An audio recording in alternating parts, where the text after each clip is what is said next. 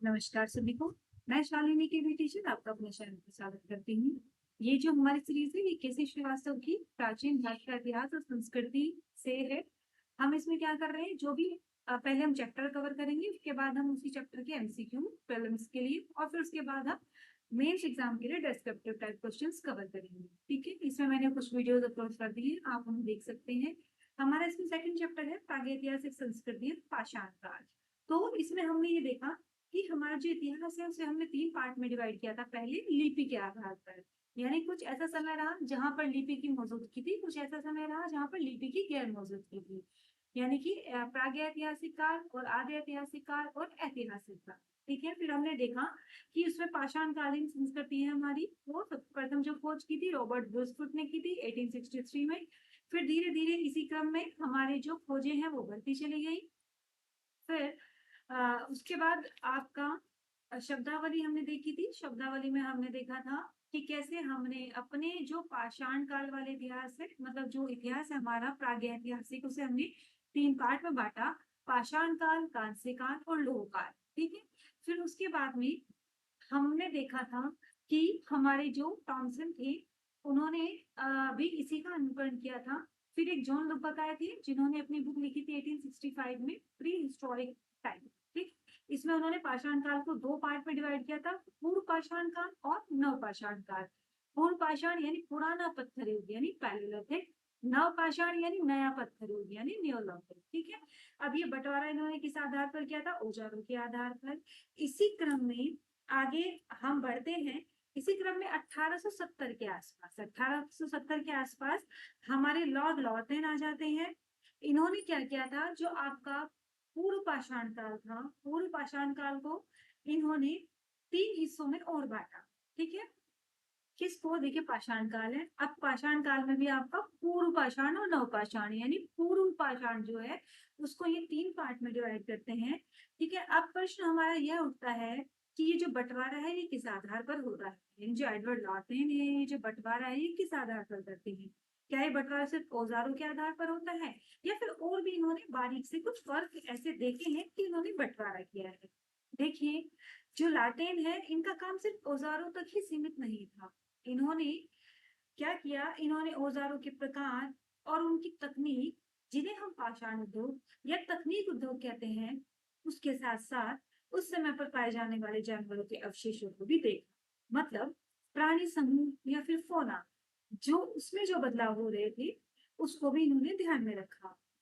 उन्होंने देखा कि किसी दौर में तो विशाल हाथी होते हैं जैसे कि मैमथ, ये सब हैं, और किसी दौर में बारहसिंगा या फिर घोड़े ही लिए ज्यादा होते हैं। ठीक है, तो यानी उन्होंने औजारों के साथ साथ पर्यावरणीय और जैविक बदलावों को भी देखा। उन्होंने जो पत्थर के औजार है उनके साथ साथ क्या पर्यावरणीय बदलाव हुए और क्या जैविक बदलाव हुए उन्हें भी जोड़ा, और उन्हें जोड़ने के बाद उन्होंने अपने तीन चरण तय किए।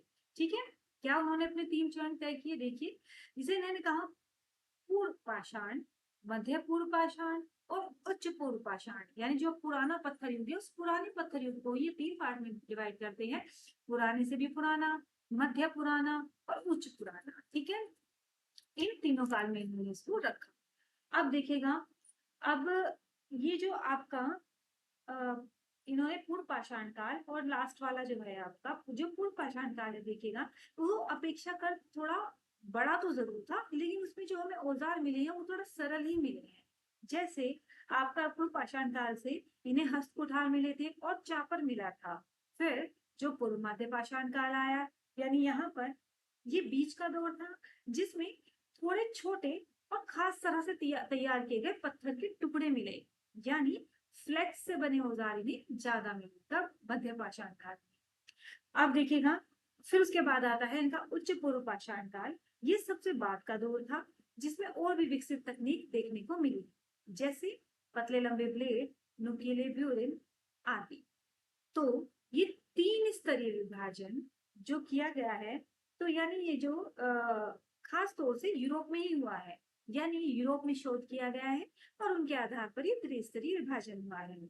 ये धीरे धीरे दुनिया में प्रागैतिहासिक काल को समझने का एक मानक तरीका बन गया, यानी धीरे धीरे पूरी ही दुनिया में प्रागैतिहासिक काल को समझने का मानक तरीका बना। क्या?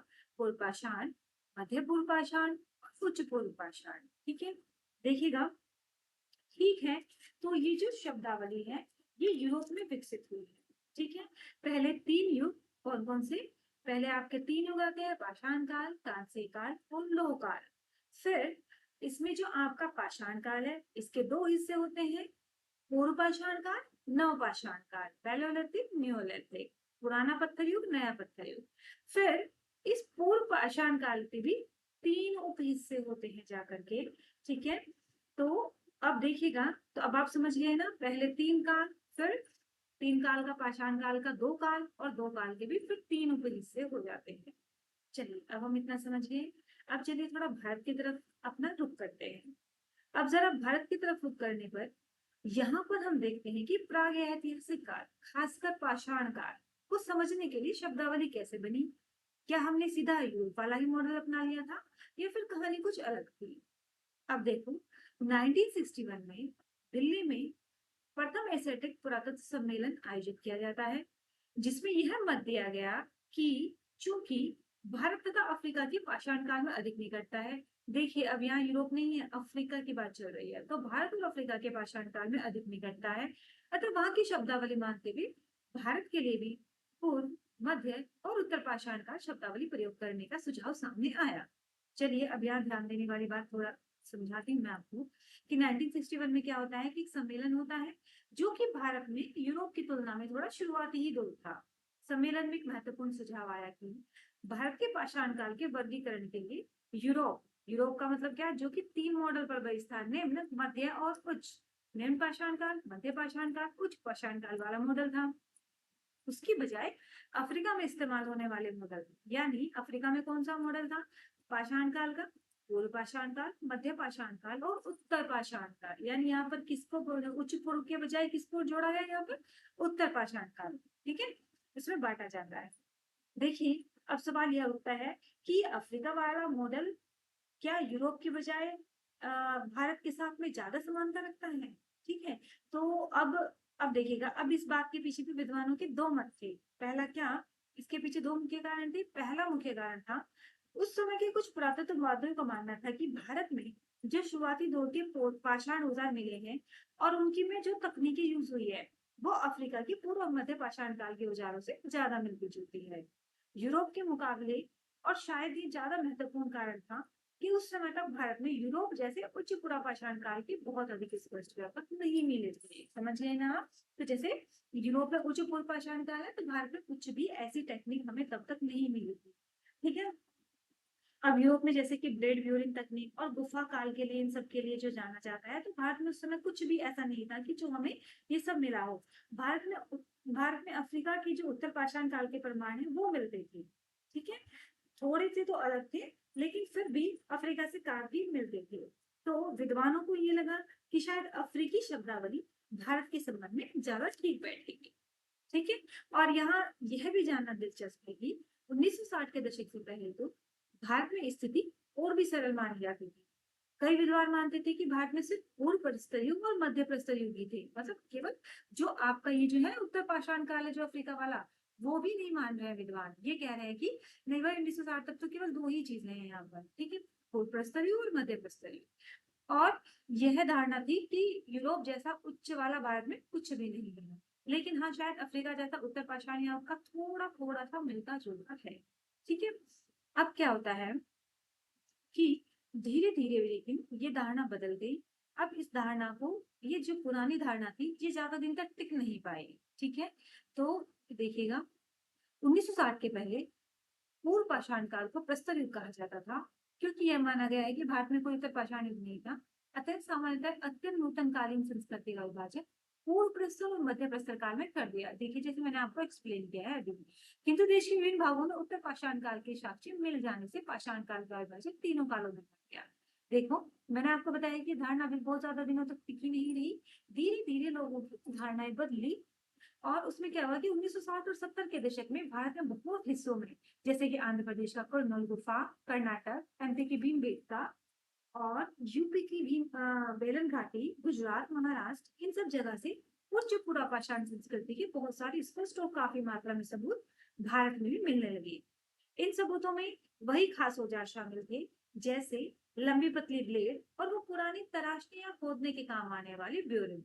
साथ ही शतुरमुर्ग के अंडों की छिलकों पर बनी कलाकृतियां, ये सब भी हमें मिली जो इसी दौर की हैं। तो इन खोजों ने पूरी ही तस्वीर बदल दी। तो अब ये साफ हो गया कि भारत में भी एक सुस्पष्ट उच्च पुरापाषाण काल मौजूद था, जिसकी अपनी विशेषताएं थी और जो यूरोप के मॉडल से काफी हद तक मेल खाता था। तो फिर 1960 के अफ्रीका मॉडल, जो भारतीय पुरातत्ववादियों ने फिर ये बोला कि भाई जो अफ्रीकन मॉडल है वो भारत की शब्दावली के हिसाब से ज्यादा प्रासंगिक नहीं है।